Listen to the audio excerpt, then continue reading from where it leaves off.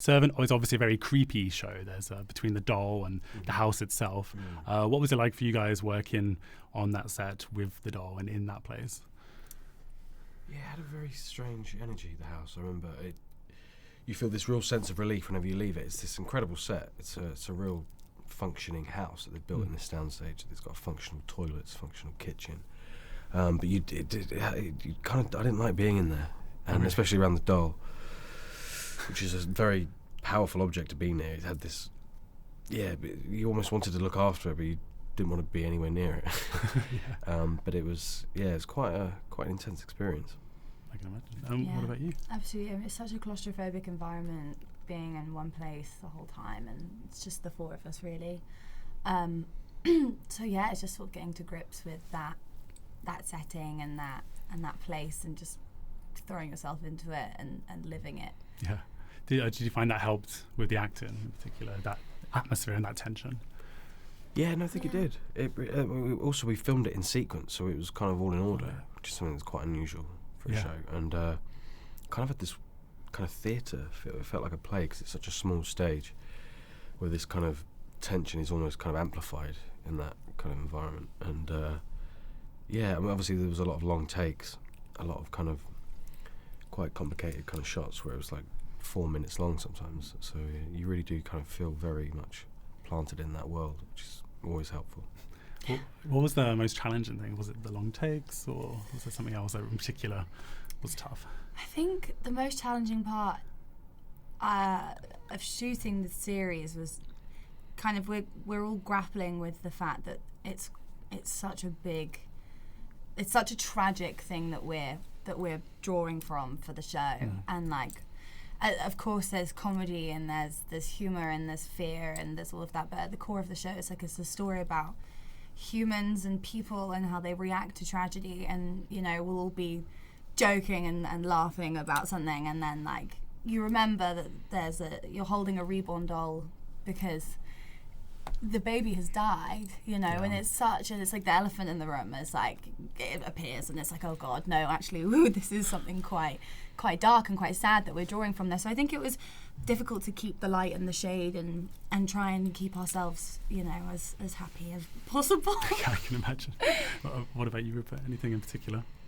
There's a lot of, for me personally, there's a lot of wine stuff. Not always a bad thing. Not a wine guy. Oh, really? Yeah. So it was like, a lot of scenes where I'm trying to open a bottle like I know what I'm doing. It's quite a challenge. But obviously the accent as well is something I've not done much before.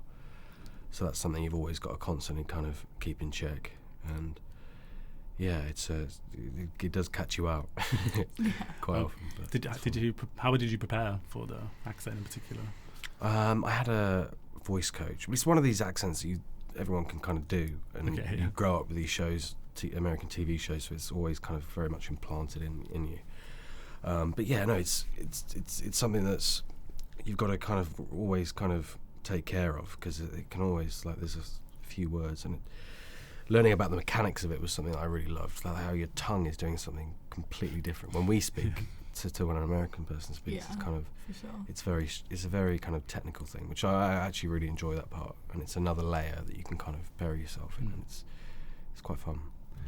Going back more to the baby again, and there's a lot of central mysteries around that grief as well. Yeah. How much do you actually know about what's going on? Because obviously as a viewer we're being led in many different directions. So how much have you been told, and how does that help? We're kept pretty much in the dark, I would say. I mean, I feel like we know as much as, when you guys watch all 10 episodes, you'll know as much as we know. I mean, we're not, I mean, Night gave me one point of reference and one thought to kind of carry with me throughout the whole series, but other than that, I mean, we don't have the answers. Like, we're not able to give you spoilers because we don't actually know, you know. Okay. Are you able to share that one point in particular, or was that? Yeah, I mean, it was just, he just wanted me to see the whole show through one reality, because we all have different realities, the four central cast members, and we're all seeing the situation differently. So he just wanted me to stay completely in my reality and to not let everyone else's reality around me affect what I'm here for and what my purpose is in this house. That's really interesting. What about you? Yeah, I mean, it was kind of constantly shrouded in mystery, I think. I think we got all the episodes, but I think apart from 10, Yeah. so we didn't really know how it was ending until I think a few days before we shot it, Oh. which I quite like. It's nice, kind of not knowing. It was changing while we shot it too. Yeah, true. It was kind of constantly kind of evolving and In changing. terms of the script, or Yeah. Episode 10 Yeah. specifically. oh, Yeah. interesting. So I'm guessing you haven't been told much yet about season 2, or is there any hints you can give? Nothing. I don't even know how season 1 ends. Oh, really? Not He really. doesn't. I've told you 100 times. I didn't know there was a season 2.